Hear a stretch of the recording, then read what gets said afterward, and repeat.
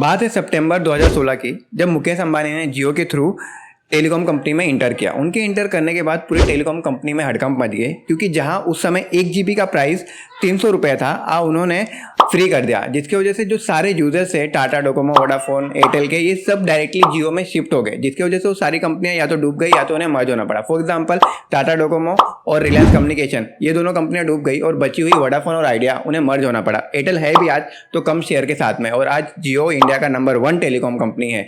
तो सेम इसी business strategy के थ्रू वो कैसे जियो को जियो सिनेमा के थ्रू डिजिटल वर्ल्ड में नंबर 1 OTT प्लेटफॉर्म बनाना चाहते हैं और डिजिटल वर्ल्ड में मोनोपोली क्रिएट करना चाहते हैं। तो इस वीडियो में हम उसके बारे में डिटेल स्टडी करेंगे। तो चलिए शुरू करते हैं। अक्टूबर 2022 में मुकेश अंबानी ने 23,000 करोड़ रुपया देके BCCI से IPL की डिजिटल राइट 5 साल के लिए खरीद लिए, पर साथ में ये अनाउंसमेंट कर दिया कि इसे जियो सिनेमा में फ्री में दिखाया जाएगा, जिससे OTT वर्ल्ड में हड़कंप मच गया, बिकॉज ये इनका मेन इनकम सोर्स हुआ करता था। आपकी जानकारी के लिए बता दें, 2018 के पहले जब हॉटस्टार ने IPL का राइट्स नहीं लिया था, तो उस समय उसके एक्टिव यूजर केवल 75 मिलियन ही थे। पर जब 2018 के बाद उसने BCCI से IPL का राइट लिया, तो उसके बाद उसके एक्टिव यूजर 75 मिलियन से डायरेक्टली जंप होकर 221 मिलियन पे पहुंच गए। तो सेम चीज़ जब जियो सिनेमा पे फ्री में दिखाया जाएगा, तो ऐसा एस्टिमेटेड लगाया जा रहा है कि अराउंड 450 मिलियन से लेकर 500 मिलियन तक पहुंच सकता है। जियो का IPL फ्री में दिखाने का मेनली 2 रीज़न है। पहला कि ये कंपटीशन खत्म करना चाहता है, जैसा कि इसने जियो के टाइम किया था। उसने जियो के टाइम पे कॉलिंग और इंटरनेट दोनों फ्री में देके कंपटीशन ही खत्म कर दिया था, जिससे सारी कंपनियां या तो लॉस में चले गई थी या तो उन्हें बंद होना पड़ा था। और सिमिलरली यहाँ पे कर रहा है वो IPL फ्री में दिखा के। और दूसरा रीज़न ये है कि ये ज़्यादा से ज़्यादा लोग को जियो सिनेमा से जोड़ना चाहता है। जितने ज़्यादा लोग जुड़ेंगे उतना ही एड रेवेन्यू जनरेट होगा। अब हम बात करेंगे जियो सिनेमा के रेवेन्यू के बारे में। आखिर वो अपना पैसा रिकवर कैसे करेगा?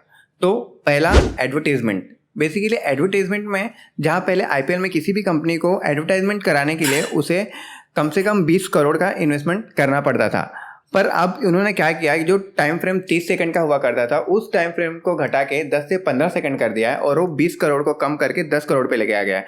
तो जिससे क्या होगा कि जिस कंपनी की बजट कम होगी वो भी एडवर्टाइजमेंट में इन्वेस्ट कर सकेगा। तो एक्चुअली ये कम प्राइस और हाई वॉल्यूम में खेलना चाहते हैं, यानी कि अगर आप किसी चीज़ का प्राइस कम कर दोगे तो ज़्यादा डिमांड बढ़ जाएगा। तो लगभग IPL शुरू होने से पहले ही छोटी बड़ी कंपनी मिला के 500 से ज़्यादा कंपनियों ने एडवर्टाइजमेंट के लिए एग्रीमेंट साइन कर लिया है जियो सिनेमा से। अब गाइस बात करेंगे इसके दूसरे रेवेन्यू मॉडल के बारे में। बेसिकली जब हम IPL देखते हैं तो वो अराउंड 3 से 4 घंटे के आसपास आता है। ओके, तो अगर हम देखते हैं तो एटलीस्ट 240 या 360p पे देखते हैं, पर अगर हम 360p पे देखें तो 1 से 1.5 घंटे के अंदर हमारा 1 GB खत्म हो जाएगा। तो हमारे पास 2 ऑप्शन आते हैं, या तो हम न्यू रिचार्ज कराएं या तो फिर जियो फाइबर ले लें। और कुछ लोग ऐसे भी होते हैं जो 720 या 108p में देखते हैं। तो ऐसे लोग क्या, I think Jio fibre is best, क्योंकि 399 में आपको अनलिमिटेड नेट मिल जाएगा। तो इससे क्या होगा कि जियो फाइबर का सब्सक्रिप्शन बढ़ेगा, और ये भी एक रेवेन्यू सोर्स है जियो के लिए। अब हम बात करेंगे इसके थर्ड रेवेन्यू मॉडल के बारे में। बेसिकली इसका थर्ड रेवेन्यू मॉडल क्या है? इनकम फ्रॉम मूवी या फिर OTT प्लेटफॉर्म।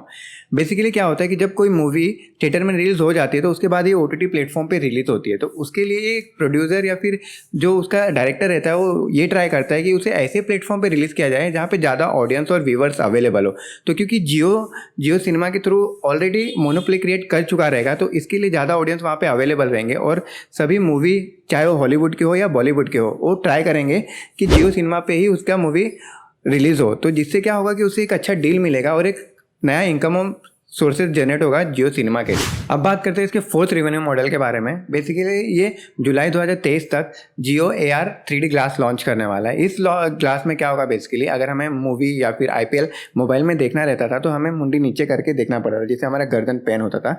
लेकिन ये ग्लास में क्या होगा कि आप चश्मा पहन के आराम से ऐसा ऊपर देख सकते हो, आपको मुंडी झुका के देखने की जरूरत नहीं पड़ेगी।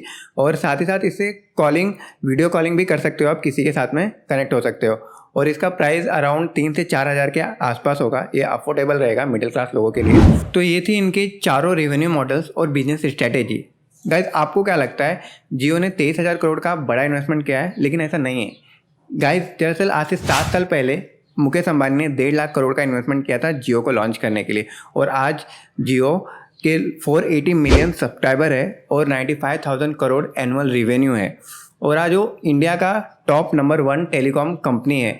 तो अगर आने वाले समय में जियो सिनेमा इंडिया का नंबर 1 ओटीटी प्लेटफॉर्म बन जाए तो कोई हैरानी की बात नहीं होगी गाइस। आपको क्या लगता है, अपनी राय कमेंट में जरूर मेंशन करें। और अगर आपको ये वीडियो ज़रा सा भी वैल्यूएबल लगा हो तो प्लीज़ हमारे वीडियो को लाइक कीजिए, चैनल को सब्सक्राइब कीजिए। मिलते हैं नेक्स्ट वीडियो में। जय हिंद।